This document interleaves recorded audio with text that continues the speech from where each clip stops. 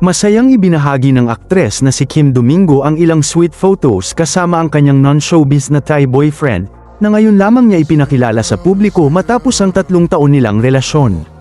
Sa kanyang social media posts, makikita sina Kim at ang kanyang nobyo na magkasamang namamasyal habang nakasuot ng traditional outfit sa Japan, na may magandang tanawin ng Tokyo Tower sa likuran. Sa isa pang larawan at video, makikita rin ang lalaki habang magkasama silang nasa isang cafe.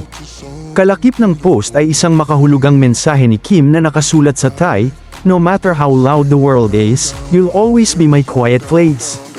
And years later, it's still us. Happy 3rd anniversary my love."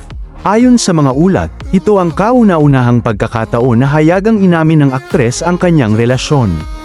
Agad namang kinaaliwan ng netizens ang kanilang mga larawan, at marami ang nagsabing bagay na bagay ang dalawa.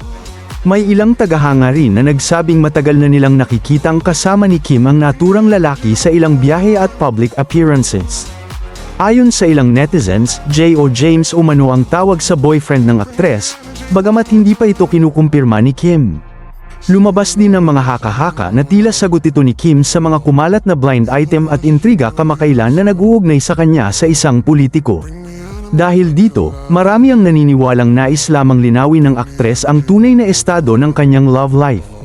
Samantala, masaya namang sinuportahan ng kanyang fans ang bagong kabanata ng buhay pag-ibig ni Kim Domingo.